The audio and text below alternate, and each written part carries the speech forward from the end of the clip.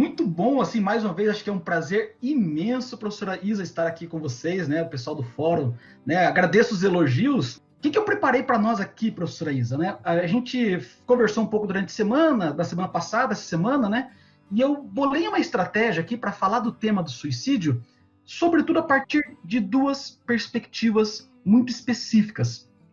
Eu acho que vem complementar, ou talvez não apenas complementar, mas chamar atenção e para uma discussão sobre o suicídio um pouco diferente do que a Fer trabalhou, mas eu acho que no fundo elas vão ser complementadas, porque essa parte mais prática, que não é a minha praia, não sou psicólogo, né, e acho que ela, com toda a experiência de atendimento, formação específica, nos dá um bom suporte e nos deixa muita vontade para falar de temas espinhosos e ao mesmo tempo delicados, como é o tema do suicídio. E a minha proposta aqui é falar um pouco, primeiro, de uma perspectiva mais de uma linha sociológica, de entender como é que, a partir de uma ciência social, de uma sociologia, e sobretudo a contribuição de um grande teórico da sociologia, que é o Emile Durkheim, como é que ele analisa essa questão do suicídio. Acho que são ferramentas conceituais que nos permitem compreender melhor o tema do suicídio. E depois eu faço uma análise um pouco, diria, filosófica, mas com uma pitadinha de psicanálise. Essa relação entre filosofia e psicanálise sempre me interessou e sempre foi objeto de estudo e de pesquisa, desde os meus tempos de graduação, e aí tem algumas contribuições, sobretudo de dois pensadores aqui, que é o nosso barbudo lá, o bigodudo, né, o Friedrich Wilhelm Nietzsche, que é um pouco ácida em algum momento, mas que nos abre a cabeça para poder pensar isso de uma maneira muito interessante, e a relação que esse Nietzsche tem com o Freud. Então, dividi esses dois momentos, mas ao longo desses dois momentos eu vou dando alguns exemplos e trazendo algumas informações, alguns dados, inclusive vou fazer o fechamento, se o tempo nos permitir, né? Vou fazer um fechamento com essa ideia que a professora, falei professor, mas a Fer trabalhou aqui, né? Com a questão do dilema nas redes, e acho que isso está em voga nesse momento, não porque lá no Netflix ganhou muita audiência, né, esse documentário que o Netflix fez, um documentário original Netflix, mas sobretudo porque nos chama atenção para uma questão atualíssima e que envolve o tema do suicídio. Então, feita essa exposição um pouco, né, mostrando o que nós vamos encontrar aqui, eu começo, preparei uns slides aqui para nós, vou compartilhar aqui a tela para que vocês possam me acompanhar. Primeira ideia, então, que eu queria ressaltar, eu achei muito interessante, digo interessante não no sentido que é positivo, mas é alarmante, né? Mas interessante do trabalho que o CIAI faz na figura da Fer e de toda a equipe do CIAI, de fazer essa divulgação em relação aos dados. E não foi diferente no trabalho com o Setembro Amarelo. Achei muito legal, né, toda a transmissão desses dados e a criatividade, e ao mesmo tempo nos chama atenção para os dados alarmantes. A Fer falou um pouquinho aqui, não vou me deter nisso, mas quero apenas que vocês revejam, foi postado lá no CIAI, lá no Instagram do CIAI, sobretudo por conta desses dados, dessas estatísticas em relação a isso. Ela brinca no sentido sério, mas transmite isso de maneira criativa, que a cada 3 segundos, e o desafio que ela menciona do CVV, quando você vai cumprindo o desafio, você chega no final e você é mais uma pessoa que tentou suicídio nesse momento. Então, isso é um dado muito alarmante e extremamente delicado e extremamente complicado de se tratar. E mais ainda disso é o seguinte, é porque isso ainda vira uma espécie de tabu. Eu vi que várias pessoas se sentiram muito à vontade em partilhar experiências de tentativas, de pensamentos, de sentimentos de suicídio aqui, e acho que isso é fundamental para a gente poder reverter esses dados. Sem um ambiente acolhedor, sem um ambiente de discussão, sem um ambiente no qual a gente consiga falar abertamente disso, a gente acaba reprimindo, e essa repressão desemboca em questões, em problemas muito maiores. Então, que bom que vocês estão se sentindo muito à vontade, e esse é o espírito, que é pelo menos a proposta aqui. O documentário, Edson, é O Dilema nas Redes. O Dilema nas Redes. Outro dado importante é que a cada 40 segundos uma pessoa morre por suicídio. E, ao mesmo tempo, o suicídio causa 800 mil mortes por ano. A Fer mencionou ali que está acima da quantidade de mortes por questões de acidentes de trânsito. Olha que interessante e, ao mesmo tempo, alarmante um dado como esse. porque muito se faz campanha em relação à questão de trânsito, épocas de feriados, atenção ao volante, se beber não dirija, e quanto dinheiro em publicidade é gasto nisso. Mas numa questão do suicídio, até por uma questão de ter um efeito reverso, a gente não acaba não divulgando e acaba não transmitindo. Por isso, uma campanha do setor para tentar motivar as pessoas a discutirem a questão do suicídio, ou a pensarem e a refletirem com uma certa propriedade, com um certo zelo, com um certo cuidado, para que a gente não faça uma abordagem diferente. E eu preparando a minha palestra aqui, a minha esposa chegou e falou assim, cuidado com o que você vai falar, hein? Cuidado. Por que cuidado? Eu falei assim, porque às vezes você com o seu jeito filosófico, o seu jeito crítico, mais provoca problemas e mais coloca as pessoas em crises do que ajuda. E eu falei, tá bom, eu vou começar a minha fala citando você. Daí eu falei para ela isso, porque o objetivo às vezes da filosofia é um pouco mexer com a gente, mas num tema delicado como esse, nós já estamos mexidos mais. Então eu de fato tenho que policiar nesse momento, justamente porque o meu jeito crítico, o meu jeito ácido, o meu jeito de análise com um bisturi filosófico, como a gente brinca aqui na filosofia, não provoque um efeito contrário. No entanto, eu acho que, uma vez que nós tenhamos um ambiente de discussão salutar, eu acho que as críticas e análises, digo crítica não de criticar alguém, mas críticas no sentido de fazer uma análise crítica disso tudo é muito importante. Mas veja, isso representa 1,5% das causas de morte. Cara, é muita gente morrendo. E isso se suicidando por conta disso. É a segunda principal causa de morte entre jovens de 15 a 29 anos. Eu já saí dessa faixa etária dos 15 a 29, já tô na casa dos 30 e alguma coisa, mas assim, nossos alunos, né, Isa, estão aí, sobretudo nessa faixa. E por que mencionar aqui o dilema nas redes como um caso concreto de análise? Porque o aumento na taxa, eu vou trazer esses dados para vocês ao longo dessa nossa, o aumento nas taxas de suicídio ou de tentativa de suicídio na casa dos 15 a 29 anos tem aumentado drasticamente, sobretudo de 2009 a 2010. Coincidentemente, 2009 e 2010 tem uma proliferação, né, um uso maciço do uso de mídias sociais celulares, em aparelhos móveis. E isso faz o seguinte, isso faz com que uma grande parcela dessa juventude, adolescentes ou em fases, ou entrando na vida adulta, de jovens, adolescentes, se sintam desamparados ou não saibam lidar com isso. A gente vai trabalhar um pouquinho nessa questão, beleza?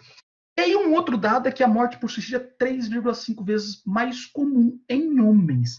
Há uma série de causas para isso, mas a Fer também trouxe aqui algumas reflexões, né, sobre isso. E aí a gente pode ir por diversas vias de análise para esses dados. Eu não quero me deter aqui especificamente isso, mas eu quero que vocês pensem nesses dados logo de cara. Para cada suicídio, 6 pessoas próximas sofrem consequências emocionais, sociais ou econômicas. E aí vocês já me partilharam aqui, eu achei muito bacana, né, com a coragem de poder colocar para fora isso, e pode parecer uma certa exposição, mas num ambiente como esse, um ambiente está favorável para essa exposição. E aí que a gente consegue perceber e se sentir acolhido nisso. Mas vocês experimentaram situações, vocês relataram aqui, e experimentaram situações como desse tipo, de alguém que dentro da família, de conhecidos e amigos, né, acabaram participando, experimentando, e perceberam os efeitos diretamente em si desse problema. Então, com isso, eu quero que vocês pensem, 90% das pessoas que morrem por suicídio tinham algum transtorno mental.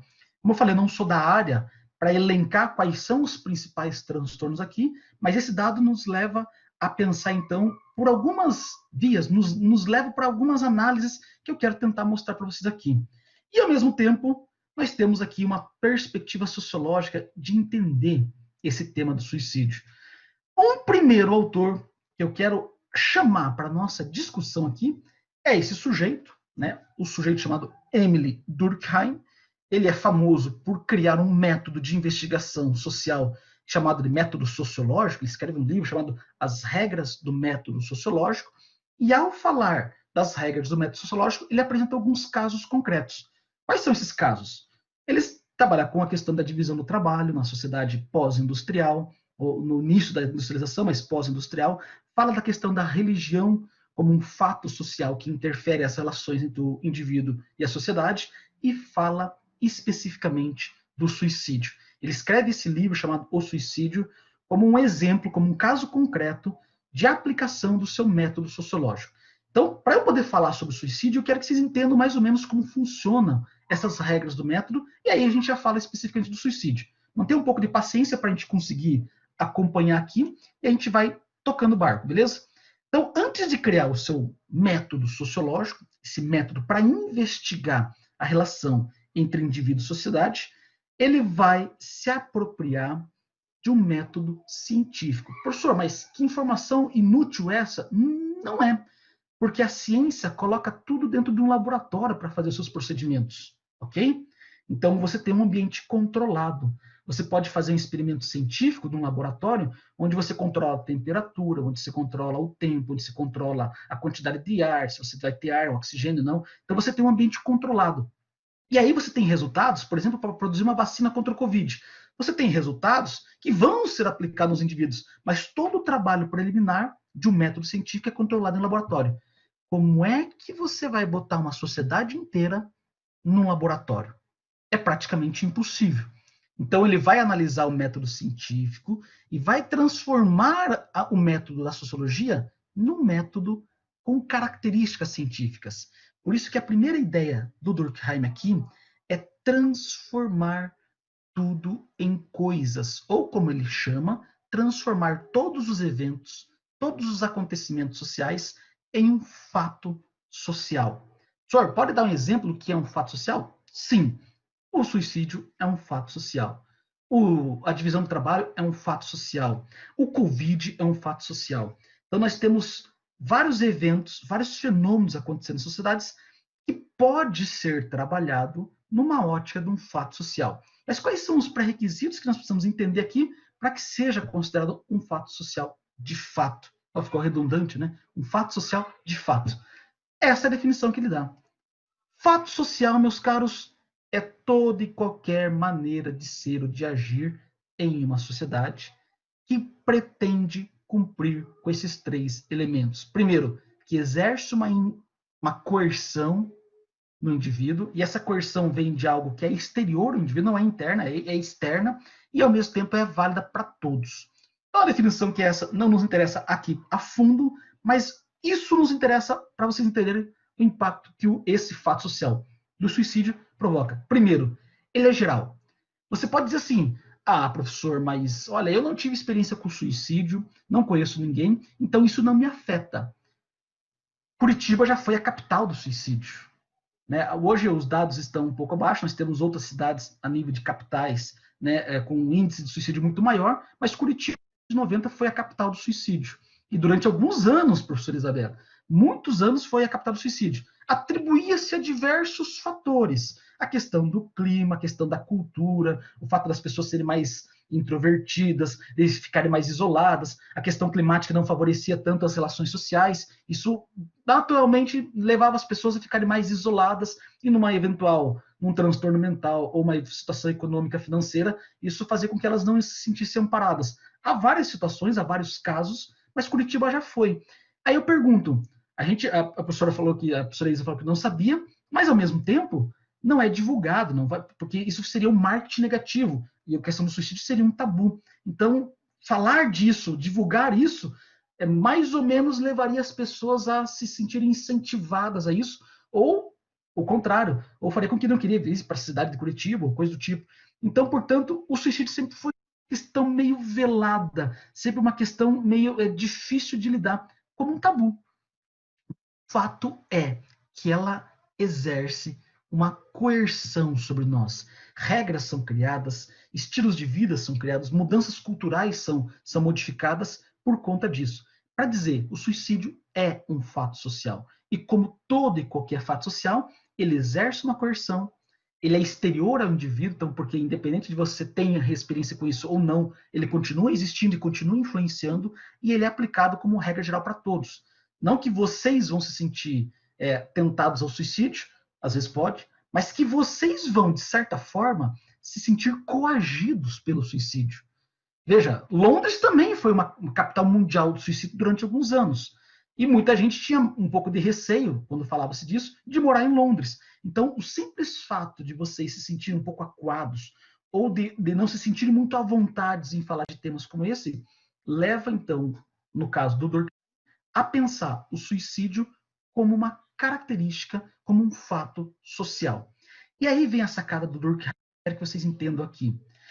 A sacada é a seguinte: dentro de uma concepção funcionalista que esse método lógico do Durkheim tem, ele vai dizer que a sociedade é como se fosse um grande corpo vivo, um grande corpo humano. Ele tira isso das ciências biológicas para entender que cada instituição social ou cada fato social cumpre uma função na sociedade. Cumpre uma função na sociedade. E tentar entender o suicídio nos leva a tentar entender como funcionam essas instituições sociais. E quais são essas instituições? Família, empresa, a própria instituição como a nossa, uma universidade positivo, como escolas. Então, essas instituições cumprem um papel determinante no modo como a gente vai entender ou experimentar as questões do suicídio. Experimentar como assim, professor? Experimentar no sentido de talvez se sentir acolhido ou não se sentir acolhido. Então, se essas instituições vão bem, naturalmente que esse fato social do suicídio tende a diminuir. Agora, se essas instituições sociais vão mal, a tendência é que casos como esses específicos de um fato social como o suicídio também vão mal. Então percebo que isso é uma forma de pensar, e é a forma durkheimiana, de analisar esse fato social conectado dentro de uma concepção funcionalista, onde todas as partes precisam estar bem para que o corpo funcione como um todo. É a famosa metáfora do corpo humano. Se o teu pulmão está ruim, desculpa, o teu corpo inteiro vai padecer. Se o teu dedinho do pé não está funcionando porque você tem uma unha encravada, o teu corpo inteiro vai sofrer. Isso para mostrar a importância das instituições sociais diante de um fato como esse. É preciso resgatar, nesse momento, as instituições sociais. É preciso que a família funcione bem, é preciso que as empresas funcionem bem, é preciso que o sistema de saúde funcione bem, é preciso que as escolas, as universidades funcionem bem. Se essas instituições forem mal, naturalmente nós vamos ter, nesse caso específico, um índice alarmante no caso do suicídio. Então, assim, olha como o Durkheim está nos chamando a atenção aqui para uma coisa. Não dá para entender o suicídio como um ato individual, como um ato isolado, como um problema do sujeito. Mas ele é um problema que envolve todo o corpo humano, ou no caso, toda a sociedade. Então, Esdras, quando você vai para uma análise do Durkheim, ele foca especificamente na questão do suicídio como um atentado contra a própria vida no aspecto físico. Agora, as causas que vêm em relação a isso é que podem variar. E eu já vou explicar para vocês que ele vai fazer algumas classificações em relação aos tipos de suicídios e as causas que ele encontra. Veja, estou falando aqui de um contexto onde o Durkheim contribui lá no final do século XIX e início do século XX, que é um contexto pós-revolução industrial, um contexto europeu, mas que serve para nós pensarmos como uma espécie de uma referência. A gente precisa fazer o filtro, obviamente, de todas essas informações e conectá-las com o contexto atual. Mas sim, Esdras, ele pensa numa forma, ele define o suicídio como um atentado contra a vida. Vamos para a definição dele aqui, então. Então, antes de falar da definição, a ideia é cada instituição cumpre uma função para o bom funcionamento da sociedade. E é justamente nessa função que cada instituição cumpre que esse método funcionalista nos explica muita coisa, ok? Nossa forma de agir. E o suicídio vem, então, como um fato social. Roger, quer falar? Pode falar, fique à vontade. Se quiser ligar o microfone, manda bala. Ixi, acabou meu café. Alô? Sim, estamos ouvindo. Então, tem algumas coisas. Você falou sobre os aspectos do suicídio, que é algo muito complexo. Sim. Teve uma reportagem recente na UOL que fala sobre o suicídio e depressão, a pandemia cultural do século XXI, sobre o aumento significativo de suicídios com relação à pandemia. Mas tem um contraste também. Alguns meses atrás saiu a quarentena por coronavírus reduz o número de suicídios no Japão. o The Guardian, né, ele fala sobre uma redução de 20% no suicídio no Japão. E eles atribuem isso à retirada, no caso da socialização com pessoas no trabalho, pressão, estresse e a cobrança nas escolas, né? Porque daí as crianças não participam mais da aula, até questão de por muitos anos, não sei se ainda é, o Japão dos campeões mundiais de suicídio de adolescentes, porque são essa pressão Sim, cultural sim, de sim, todo mundo tem que ser o primeiro, só que existe só um primeiro sim. lugar. Não tem como todo mundo chegar ao mesmo tempo, né? E isso é um contraste bem interessante que vai com a sua fala sobre a pluralidade. Se no mundo inteiro isso aumentou, por que no Japão isso reduziu? Eles atribuem isso ao convívio familiar e à retirada desse ambiente estressante que é o Esse elemento trabalho. opressor, né? Esse elemento opressor que na... Exatamente. E é Perfeito. bem legal Legal. essas informações, porque incrível você imaginar que o Japão em abril reduziu 20%. 20% são 1.450 pessoas que deixaram Cara, de retirar sua vida. Incrível isso. perfeito. Muito legal esse dado, e assim, quando a gente for comparar esse dado, viu, Rogério, com aquilo que o Durkheim está mostrando para nós, ele também fala de dados específicos dentro de um contexto muito singular. E esse contexto é, então, o contexto pós-revolução industrial. E veja, isso que você falou do Japão pode ter alguns paralelos muito interessantes, porque o que essa revolução industrial provocou na cultura europeia fim do século XVIII, XIX, todo o século XIX, e ainda assim alguns países, ainda um pouco mais tardiamente, no início do século XX, provocou uma ruptura com o elemento cultural vigente. Então, se nós tínhamos um ritmo de vida em sociedade muito mais tranquilo, onde o artesão produzia seu produto, né, sua ferradura, seu sapato, seus utensílios para consumo e para comercialização, ele tinha um tempo ele via o bezerrinho nascendo, ele cuidava do bezerrinho, ele fazia o bezerrinho crescer, alimentava ele, dava remédio se fosse o caso, chegava na fase de matar o bezerrinho, matava o bezerrinho, pegava a carne, comercializava a carne, pegava o couro da carne do bicho, fazia sapato com o couro do bicho. Então, veja, tem um tempo de maturação da produção desse produto que dá uma sensação para ele do quê? De tranquilidade, onde ele vai se sentindo realizado, tem um elemento criativo. Todo esse elemento criativo e de desenvolvimento das potencialidades do indivíduo nesse contexto artesão, ainda do artesanato ainda, foi por terra, meu camarada. Foi por terra com a industrialização. De acordo com a industrialização, você não tem mais esse tempo, você se torna um sujeito alienado. E se você trabalhava 2 a 3 horas para produzir um sapato, né, com o couro já curtido do boi, agora você vai produzir 100 a 200 sapatos numa linha de produção em escala muito constante. Então você não tem um lado criativo sendo desenvolvido. A sua capacidade de ser humano foi retirada nesse contexto. Você se transforma numa coisa. Houve um processo de coisificação. E isso tira a identidade do indivíduo.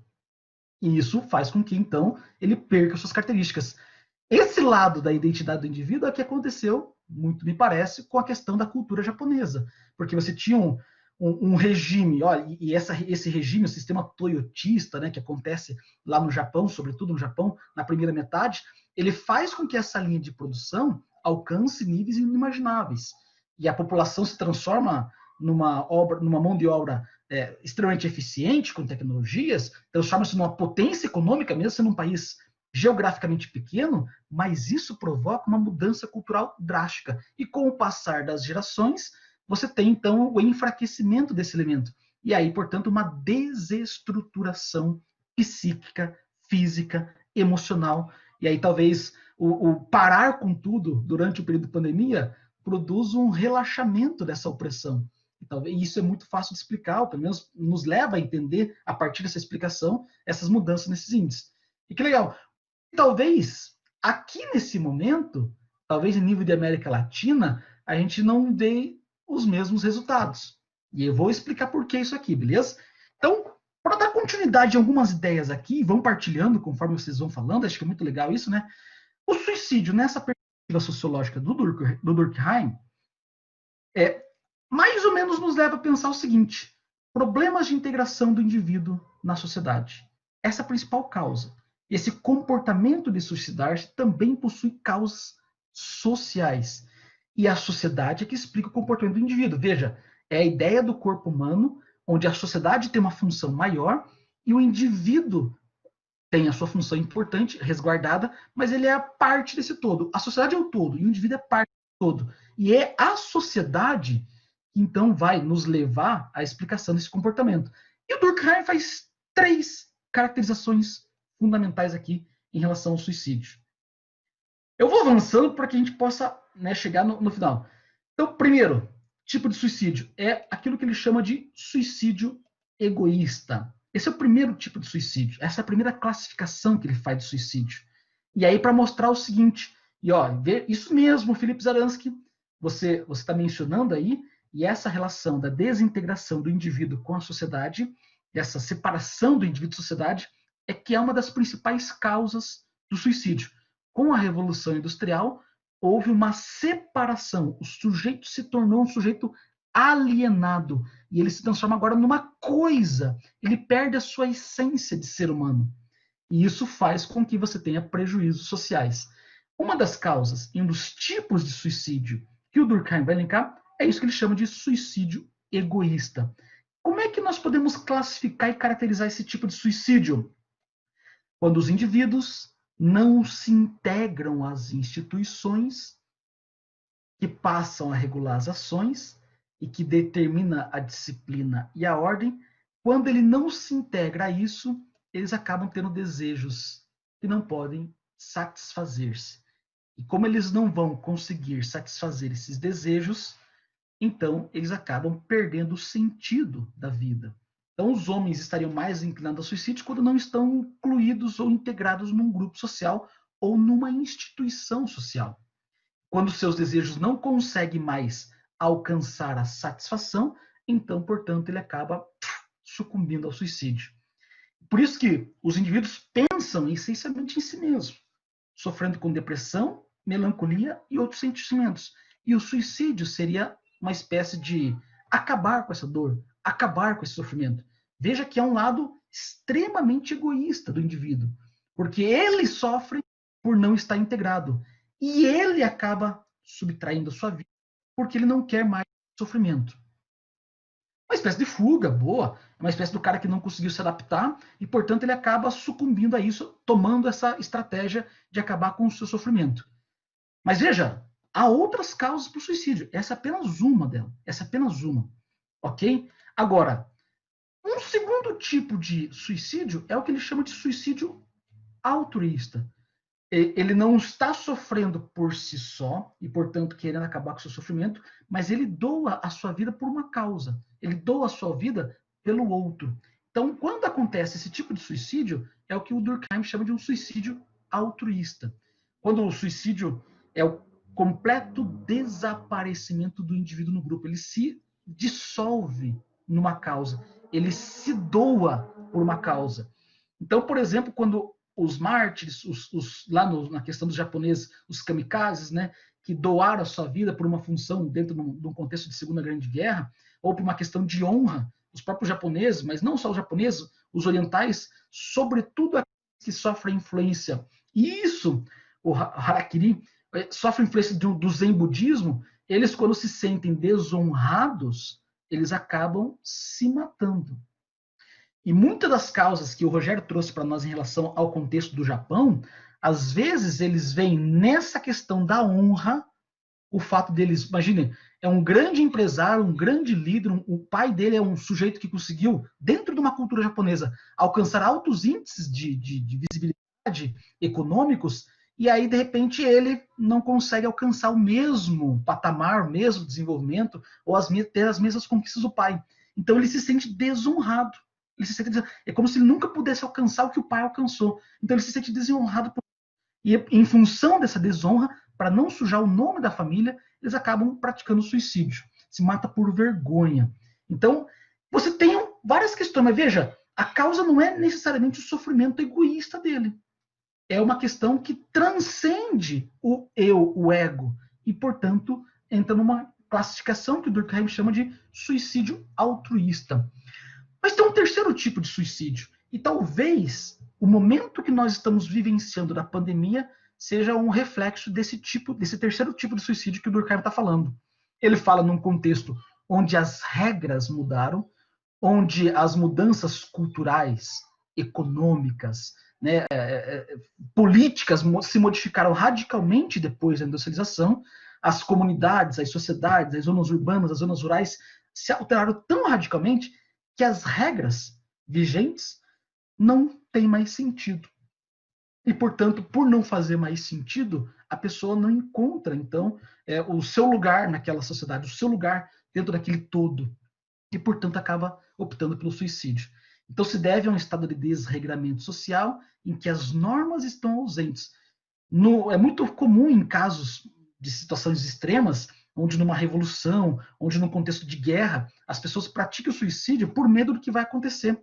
Então, e justamente por conta dessa desagregação e dessa desconfiguração das regras vigentes, é que as pessoas se sentem perdidas. E para não sofrer de acordo com aquilo que vai no futuro, eles acabam, por conta dessa situação anômica, a palavra nomos significa lei, e o prefixo a indica sem lei.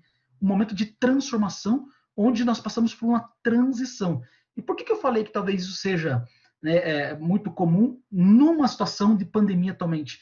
Porque as mesmas regras sociais que tínhamos até então passam a não valer mais. Então, nosso isolamento, nossas regras sociais, ir ao mercado, ir aos locais públicos, frequentar a faculdade. Então, isso tudo se modificou radicalmente. Nossa noção de tempo, nossa noção de vida social, ela se alterou radicalmente. E isso faz com que as pessoas possam ter, ao longo do mundo, salvo em situações onde o Japão tem uma característica cultural diferente, possam levar as pessoas a ter um índice de suicídio um pouco maior. Então, vejam, são classificações que o Durkheim faz dentro de um contexto específico. E para mais ou para menos, a gente pode encontrar ecos desses tipos de suicídio ainda hoje, ok?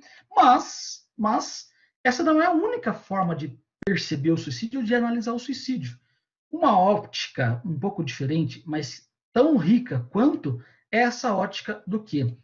De pensar o suicídio numa linha filosófica. E eu vou falar aqui de alguns autores que traz aí alguns conceitos nessa discussão que talvez possam nos interessar. Talvez possa não interessar muito. Talvez, professor, essa parte eu não quero saber. Mas eu acho que é importante a gente colocar no debate, ok? E qual que é essa perspectiva que eu chamo de filosófica psicanalítica, de uma relação entre a filosofia e a psicanálise? Porque esses dois autores aí, o Nietzsche e o Freud, vão tratar de um tema que, na concepção freudiana, se torna uma das causas do suicídio. O Freud não fala de um suicídio o tempo inteiro, mas fala de causas que poderiam levar ao suicídio. E uma das causas principais que ele elenca é a questão da repressão do inconsciente, ou dos instintos vitais. Sim, Rogério, expor a sua vida, evitar EPI, expor a sua vida seria uma questão anômica? Não sei dizer se seria uma questão anômica, porque você, a não ser que você esteja passando por um processo de transição onde as regras do que seriam esses EPIs teriam modificado. Então, tem uma nova tecnologia, sim, tem uma nova tecnologia, tem um novo tipo de configuração, as regras se alteraram e, portanto, você não se sente mais acolhido diante dessas. É como se essas regras não fizessem mais sentido para você. Então, eu não diria que não usar o EPI, não usar a máscara, não usar essas ferramentas que estão à disposição, que a ciência tende a chamar, seria um problema de suicídio especificamente anômico, ok? Mas, veja, modificando uma questão ideológica na sociedade, pode sim te deixar. E eu vou contar um caso muito específico aqui. Essa semana, nós tivemos aí a trágica notícia de que nós temos um familiar com Covid, né? A minha esposa pegou Covid. Até então eu não estou com Covid, mas a minha esposa está com Covid. Nós passamos por uma semana um pouco tensa aqui. E veja, a gente está isolado, a gente tem se cuidado, a gente tem mantido todas as regras em tese, né, de bom uso. A gente quando sai usa máscara, a gente quando sai álcool já na mão, a gente não se relaciona com pessoas diferentes. A gente tem mantido um isolamento e sobretudo a minha esposa que estava o tempo inteiro, vendo quantidade de mortes apreensiva, nós temos pessoas de situação de risco na família, então o medo de pegar a Covid era muito tenso, muito grande. Isso nos levou tomar os cuidados necessários, usar os devidos EPIs. No entanto, né, feriado, a gente não, meu irmão chamou, vamos para a praia, vamos lá, não sei o quê. Não, não vamos, porque vai estar super lotado, vamos ficar em casa, vamos nos proteger. Mas, por uma ironia do destino, o irmão dela, num café, num momento do nosso círculo de amigos, a gente estava na nossa bolha, a gente não fez nada de diferente, mas porventura ele acabou, né, tendo alguns sintomas, a gente achou suspeito, a gente se cuidou e ela acabou pegando. E por que eu estou falando disso? Porque quando nós fomos ao médico, e o médico foi lá e receitou, olha, já que você tem sintomas leves, não é nada muito grave, mas você tem aqui alguns sintomas, então vou te remediar. Né? Eu não, aparentemente não tenho, assim também não tem, mas vou te remediar, né? Já que você tem alguns sintomas que são leves para impedir. E aí você tem um problema, Rogério. E o problema foi o seguinte, o aspecto ideológico. Nós recebemos um tipo de medicação, que é um tipo de medicação que tem uma determinação, uma regra geral, um pouco tanto quanto divergente. O uso de alguns medicamentos, nesse momento atual, tem aí a cloroquina funciona, a azitromicina funciona, a ivermectina funciona, e a gente tem tendências ideológicas, por um lado, que diz que não, estudos comprovados não tem, mas na falta de um, talvez esse seja o melhor, e a gente entrou em crise aqui. Porque aí toma, não toma, faz uso do medicamento, não faz uso do medicamento. Então, veja, isso causa uma tensão muito grande. Estou colocando um exemplo muito pessoal aqui para pensar como que essas mudanças no aspecto ideológico, de como é que uma ciência alinhada a uma ideologia política tem efeitos drásticos. E a gente ficou naquela. É claro, a gente optou por tomar medicação, porque a gente conhece, né, e defende a ideia de uma ciência, e o médico é a referência enquanto ciência, mas a gente ficou um tanto quanto em crise. Se fosse uma situação um pouco mais extrema, de uma mudança drástica de economia, de política, e isso representasse simbolicamente uma ideia contrária a essa ideologia, a gente talvez ficaria tão travado e não faria uso disso. Claro que, por que eu estou explicando isso aqui? Porque simplesmente o uso do IPI, simplesmente o uso de ideias relacionadas realmente a um cuidado, pode não representar necessariamente uma mudança de anomia, um estado de anomia, mas uma mudança ideológica, uma mudança política, uma mudança cultural, sim. Tem pessoas hoje que não tomam vacina por conta do quê? Por conta de um aspecto ideológico. Porque comprou uma ideia disso. Tem pessoas que não tomam cloroquina por conta de um aspecto ideológico.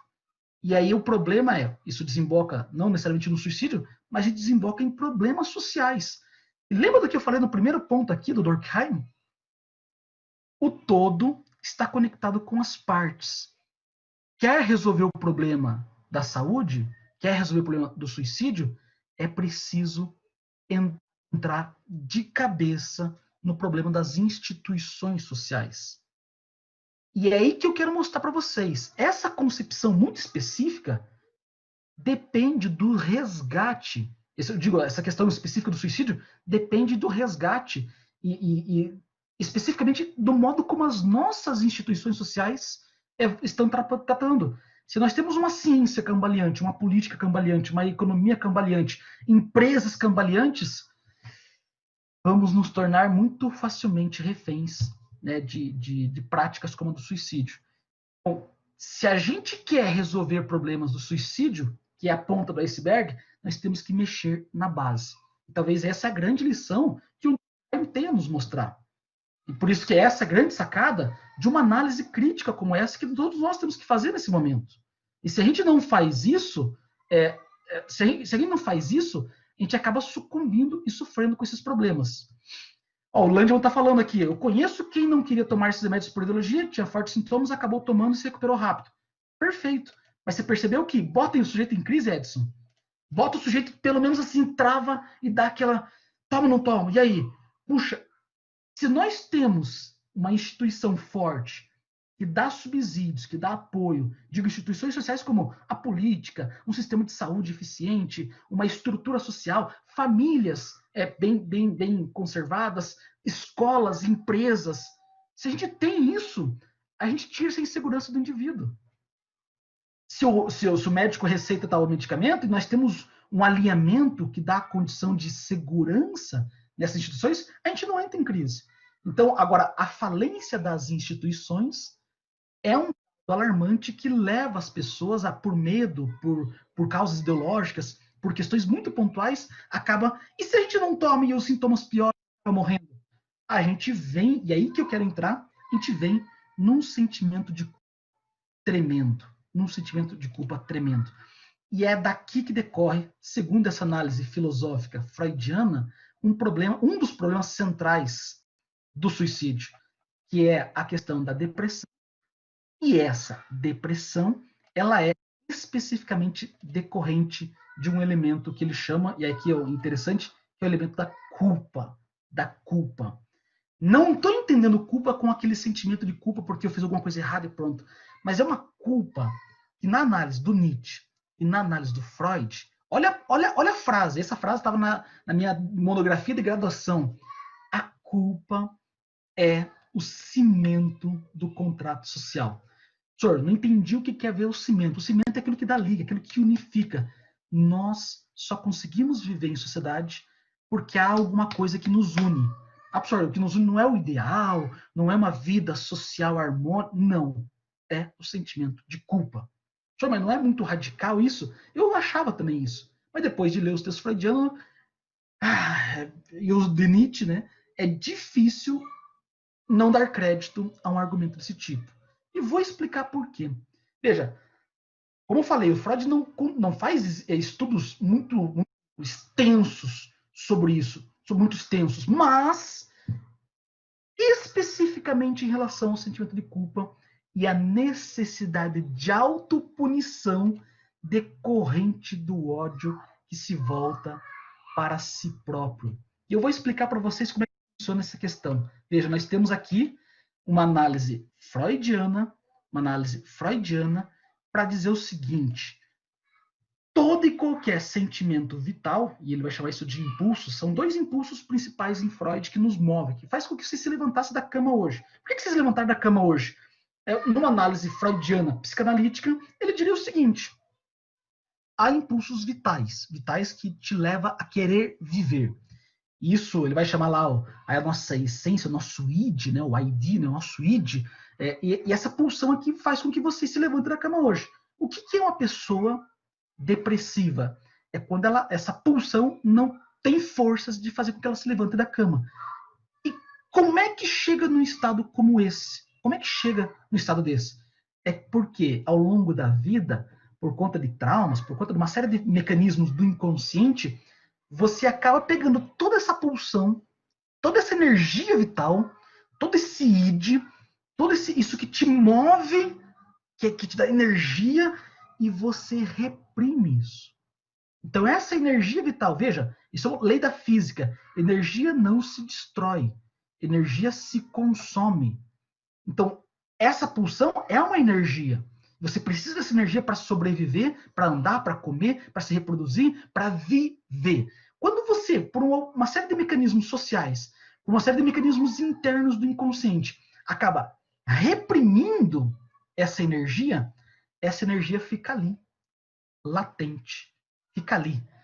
E essa energia, que é o que te dá o tesão pela vida, de repente, no momento, se transforma num veneno.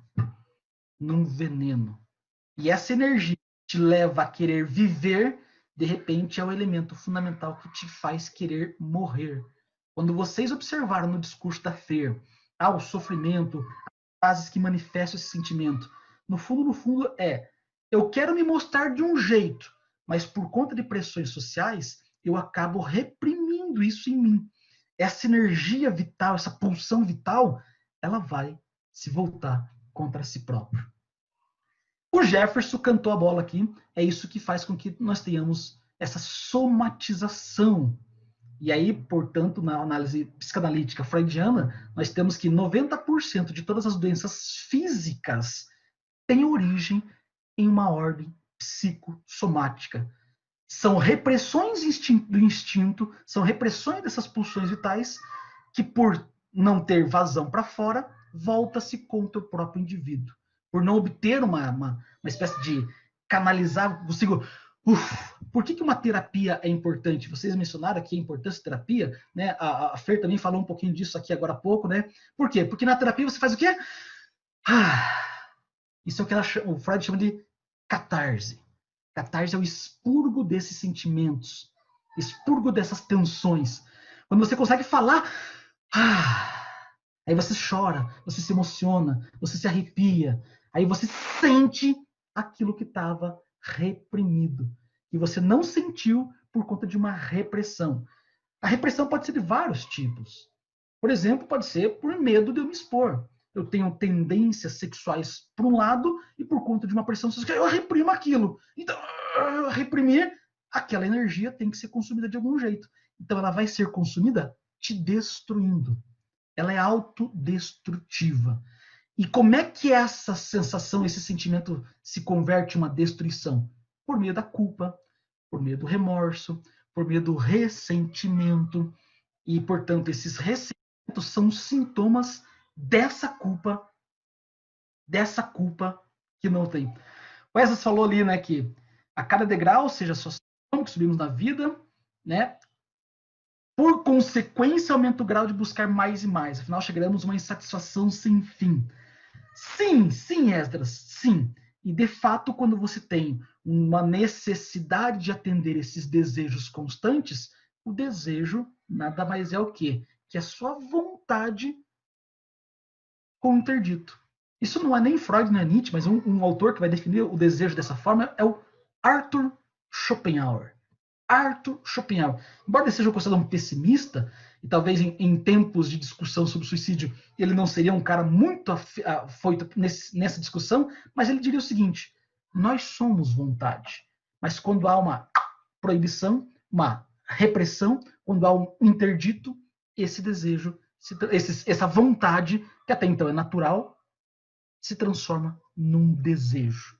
E esse desejo ele é incontrolável.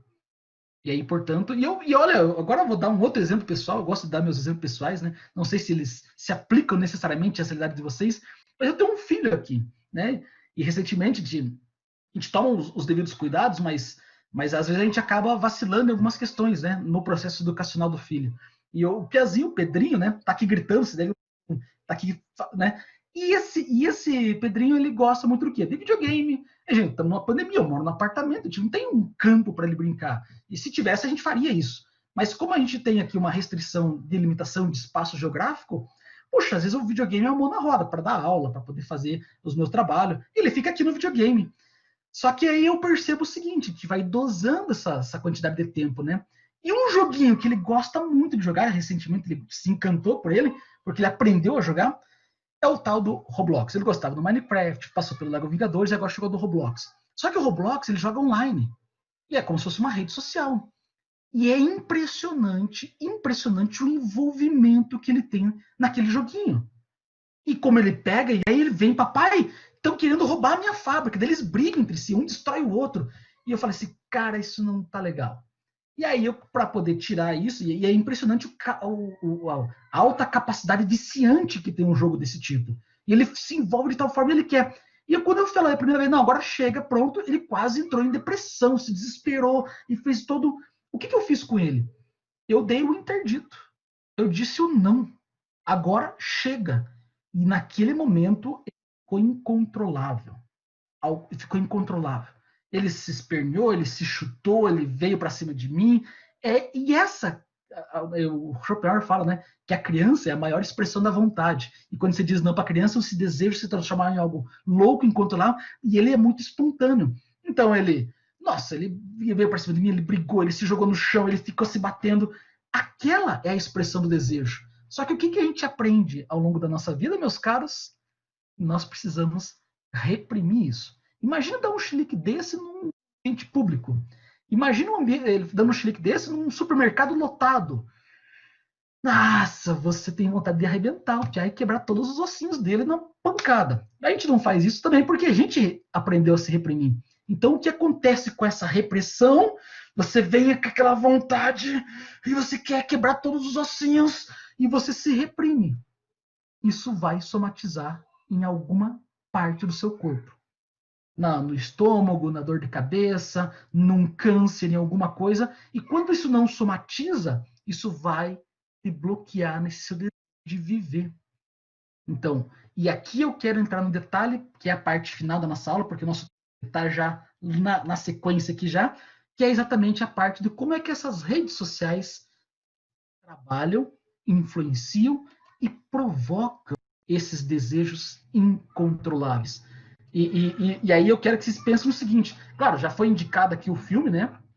E nessa indicação, vocês já viram como que as redes sociais interferem nisso, mas vejam, meus caros, as redes sociais estão associadas, na atualidade, a um alto índice de suicídio.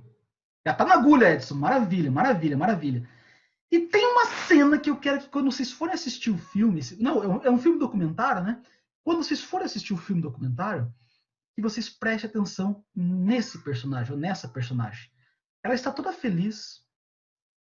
Tem um momento em que ela está ali na janta com os seus familiares, a mãe detectando o problema das redes sociais, como todo mundo fica conectado, seja o marido, seja os dois filhos, os três filhos, uma filha fica lá isenta e diz, ó, mãe, você vai deixar ficar no celular? Ela é uma adolescente, ela só tem poucos anos, olha o outro pesado, ele não vai conseguir.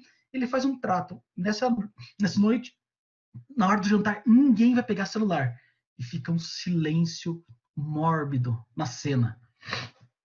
E essa menina, não aguentando, ela vai até o lugar. Ah, vou pegar uma colher que faltou aqui. E ela vai até o celular. E como ela tinha colocado numa caixinha, né? Ela quebra a caixinha. E todo mundo fica assim: olha a que ponto está chegando esse desejo incontrolável que as redes sociais criam em nós.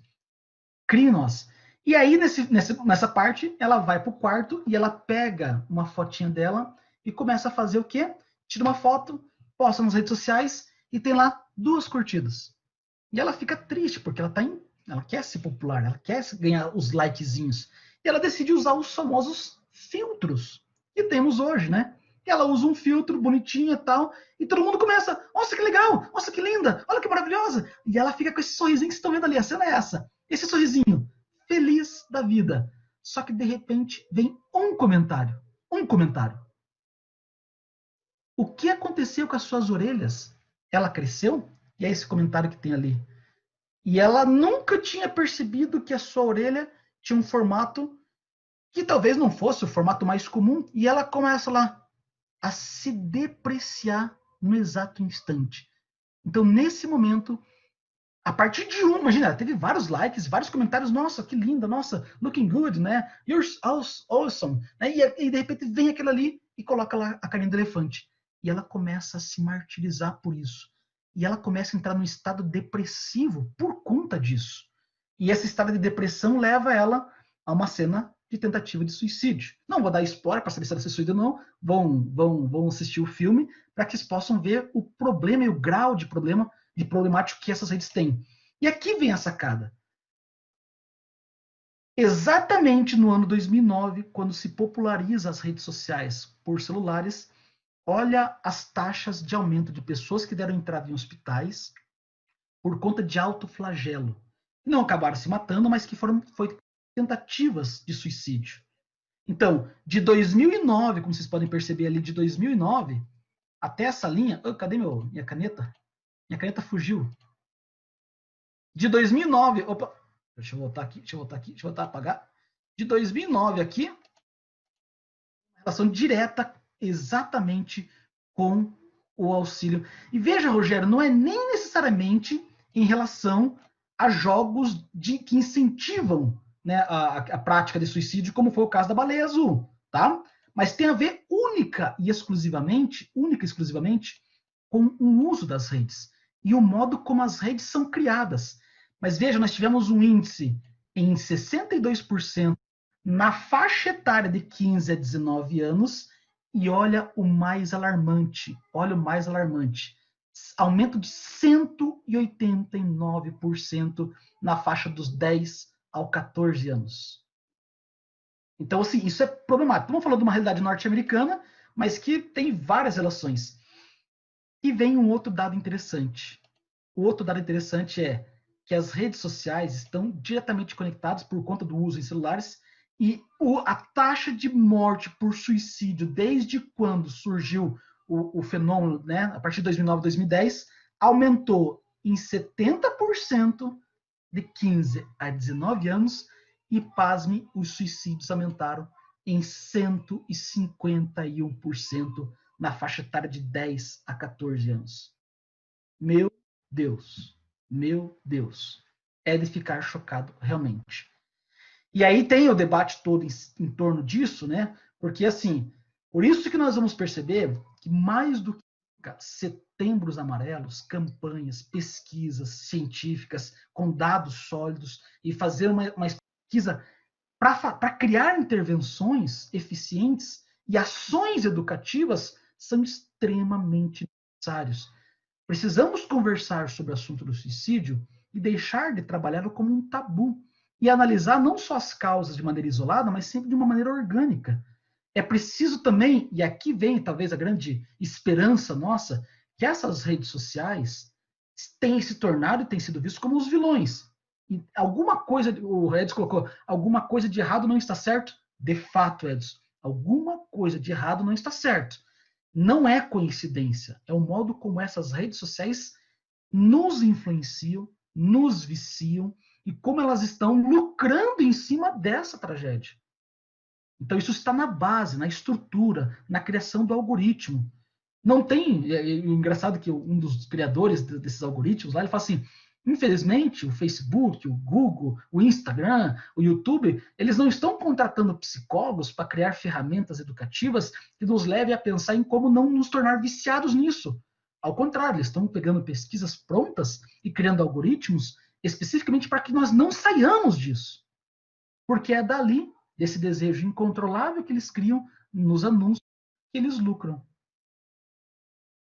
E por fim, mas não menos importante, é preciso entender que as redes sociais, assim como vilões nesse processo de ampliar o suicídio, eles podem também se tornar uma ferramenta de auxílio.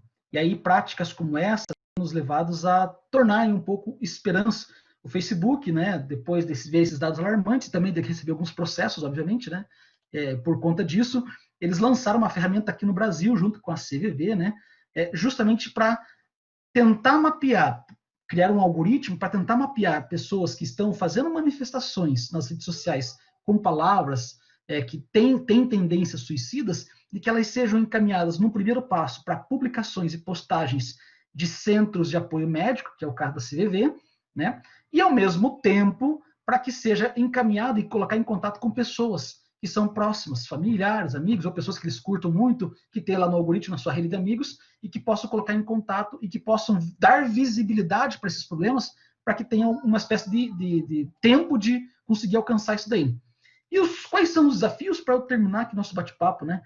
É importante e se faz necessário investir em pesquisas, em inovações tecnológicas, em ações educativas, em cuidados criativos acessíveis, adaptados para os diversos públicos, para que as mídias sociais sejam utilizadas de forma positiva, para que possa promover de um jeito eficiente o suicídio e promover uma espécie de saúde mental. Talvez esse seja o grande desafio, e eu terminaria esse desafio dizendo o seguinte: como é que vocês, que tipo de postagem, que tipo de ação de marketing, que tipo de estratégia midiática usando as mídias sociais vocês podem fazer para poder tornar essas ferramentas algo eficiente no combate ao suicídio, ao contrário de usá-las apenas para deteriorar, julgar, fazer um cyberbullying, fazer uma espécie de criar uma bolha, né, de discussão onde vocês ficam com toda a verdade.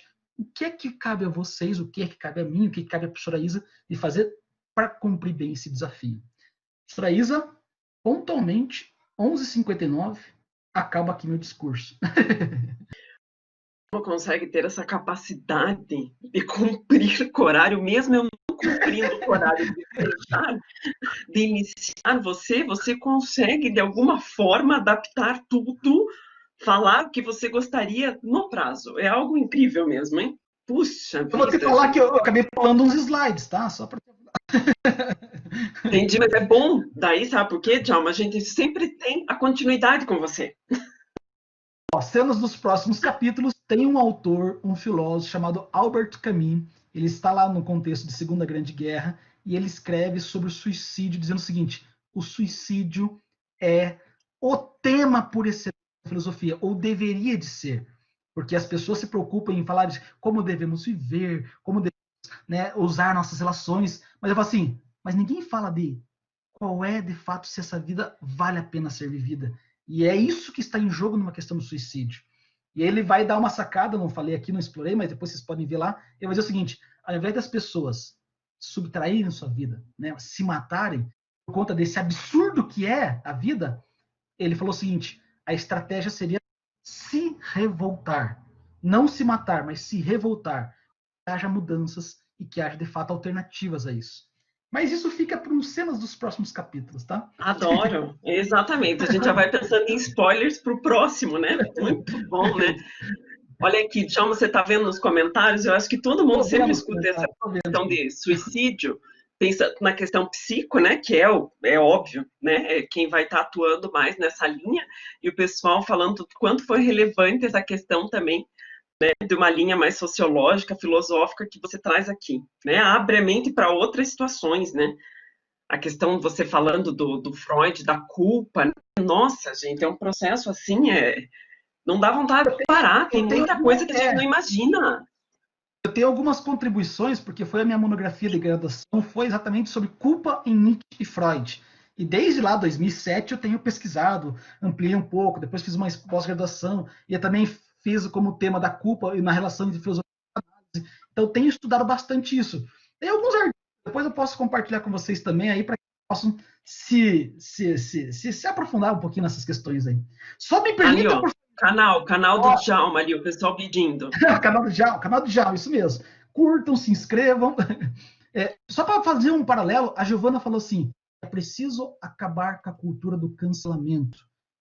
Gente, mais do que nunca, em tempos de eleições, a gente sabe que cada um tem, né, posições partidárias diferentes, ideologias diferentes, mas assim, ampliar a sua bolha e dar a condição de que tenha o contraditório na sua timeline, ela é fundamental.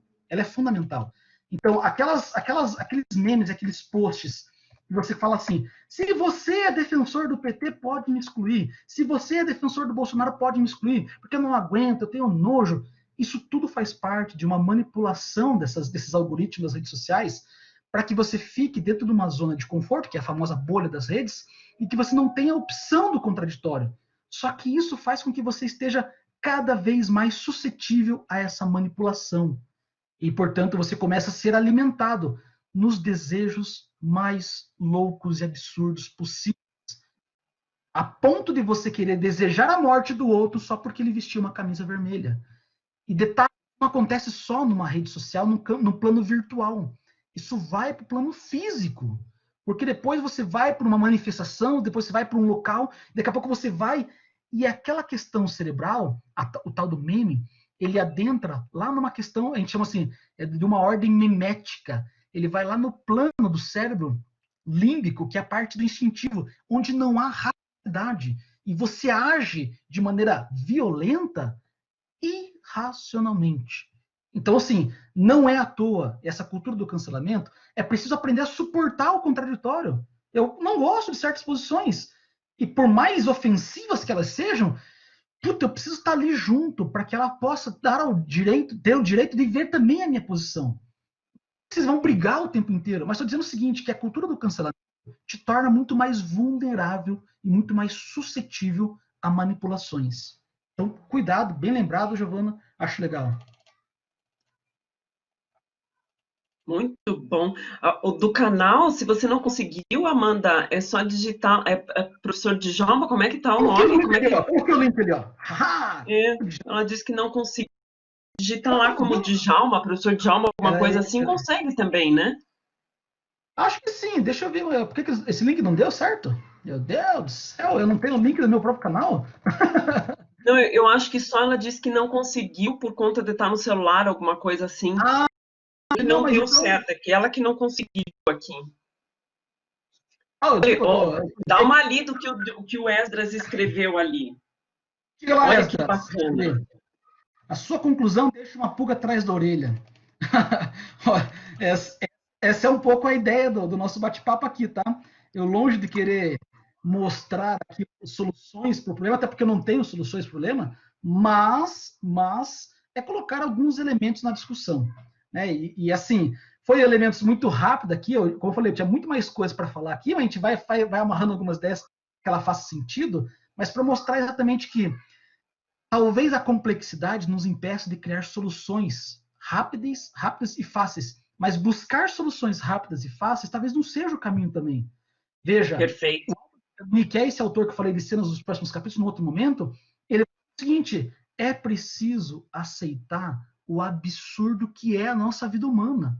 Buscar uma vida certinha, perfeitinha, bonitinha, é uma ilusão que é vendida nas redes, que é vendida nas propagandas, que é vendida no compra aqui, seja feliz, aqui, seja feliz, mas ficar com essa pulguinha atrás da orelha faz parte da nossa essência de ser humano, de sermos racionais, de sermos críticos e de ficarmos sempre insatisfeitos. A gente nunca vai ter uma vida plenamente satisfeita, mas há uma diferença aqui nessa relação entre vontade e desejo que pode ser fundamental e vital para evitar atos de suicídio como esses, que é o quê?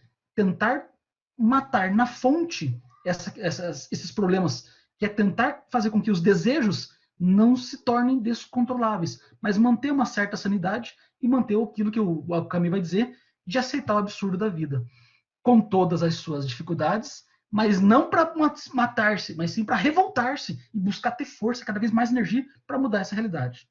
Mas enfim, acho que é mais ou menos aí. Muito bom. Djalma, primeira vez, quem acompanha o fórum há mais tempo sabe disso. Nós passamos de meio-dia e continuamos na média de 100 alunos aqui. Então, olha a pertinência, né, Djalma, né? A Fer também, que estava aqui com a gente, do tema, de tudo isso. E, Djalma, teve uma coisa que você falou no encontro passado, que você até comentou no início, falando assim, quem já teve filosofia no ensino médio e saiu dali falando que até agora não sabe o que é filosofia, quer dizer que o professor cumpriu bem o papel dele. Né? Então, não tem respostas rápidas, não é verdade? Né? Então, quer dizer, verdade. Se a coisa vem com uma solução muito rápida, faça isso, aquele outro, não teve reflexão, exatamente. Não deu conta, né? Muito bom, eu adorei essa sua frase. Eu falo para todo mundo, eu falei, gente, se não sabe atingir o ponto, porque é isso, né? Não existe uma definição, algo, é isso aqui, ponto. E você sai divulgando. Tem todo um processo realmente de reflexão, né? Rogério, fala, Rogério. Ele colocou ali, mas se você quiser falar, Rogério, fala aí. Ele colocou assim, as redes sociais... Isso, pode falar. Então, uma coisa que eu colocado pessoal, né, que às vezes não permitir o contraditório manifesta uma condenação da intelectualidade, porque aquele que não evolui acaba sendo extinto, né? Mas também uma outra colocação que eu gostaria de citar é que foi falado bastante sobre psicologia, psicólogos e né, psicologia, psiquiatria, né? E eu acho bem importante pontuar que faltou um elemento, que é o capelão. Às vezes as pessoas, toda vez que a pessoa olha o capelão, o que é um capelão? Presente nas Forças Armadas, em algumas instituições, poucas empresas do Brasil têm um capelão contratado, mas é uma pessoa que está na Constituição, né? Que você tem direito a auxílio médico, auxílio jurídico e auxílio espiritual. E muitas pessoas confundem essa capelania com religião. O capelão tem que ser padre, tem que ser pastor, tem que ser isso. Não, uma pessoa que vai dar uma orientação espiritual. E quem sofre por graves crises, bulimia, situações de suicídio, coisas assim, ela precisa de um psiquiatra, um psicólogo e um capelão, que é uma pessoa que vai ser uma pessoa de confiança, que vai fechar um tripé de apoio, de suporte para uma pessoa que tem essa necessidade. O que um psiquiatra faz, o psicólogo não faz. São áreas distintas, né? E o psiquiatra e o psicólogo faz, o capelão ele dá aquele suporte que é diferenciado, que é a ressocialização, que é uma coisa assim mais humana, mais ligado com a sua essência.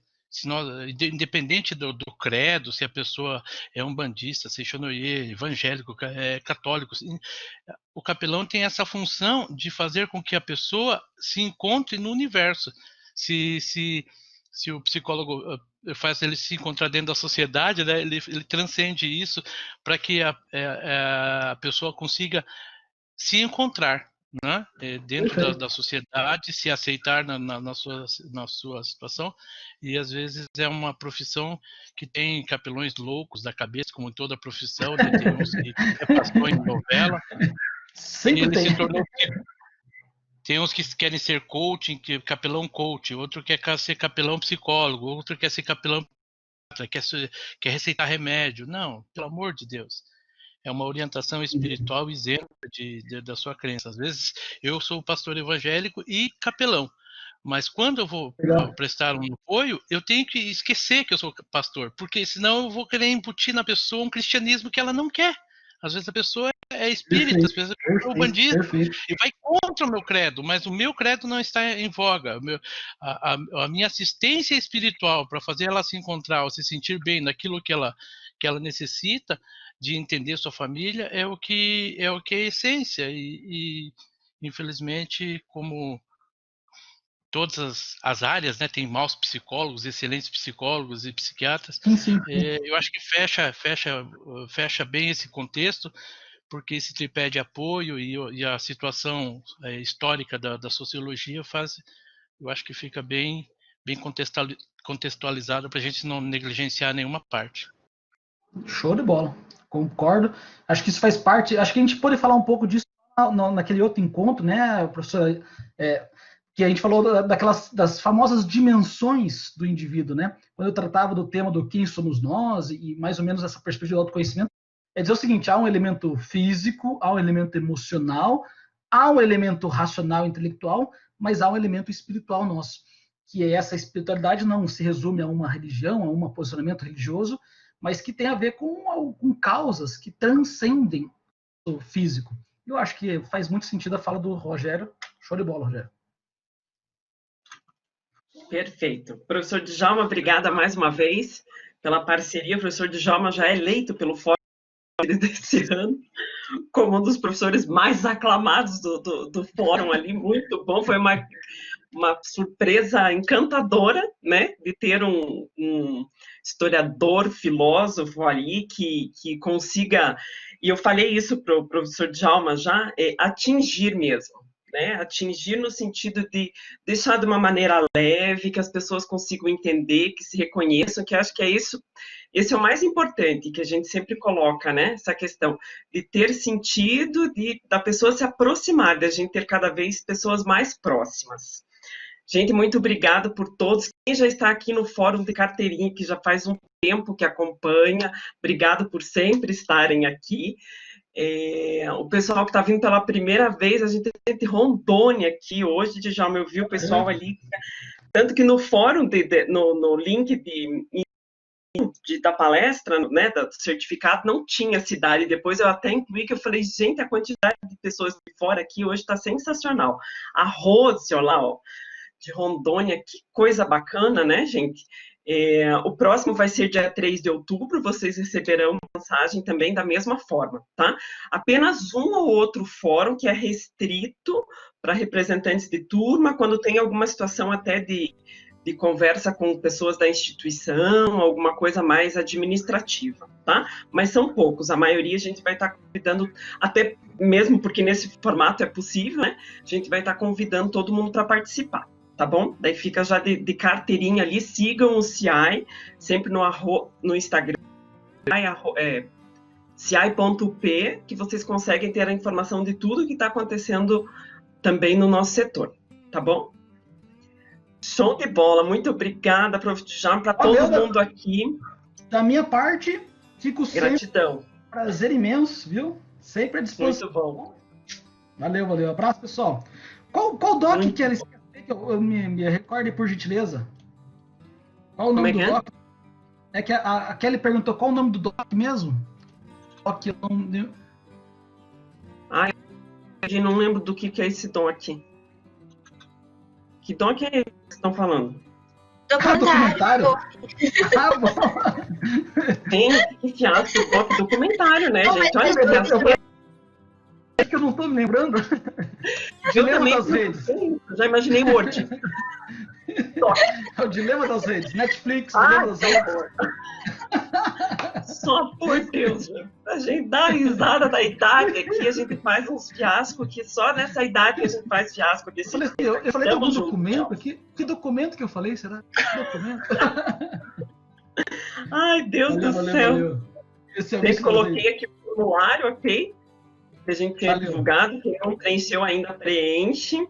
Tá bom? Só reforçando, ele não sai agora, o Fórum de Líderes é um programa, vai até novembro, somente em dezembro que será emitido daí para vocês, tá bom? Mas preenchem lá que nos próximos faremos da mesma forma e daí todos receberão, tá bom? Obrigada, Edson, obrigada para todo mundo, tá bom, gente? Ótimo sábado.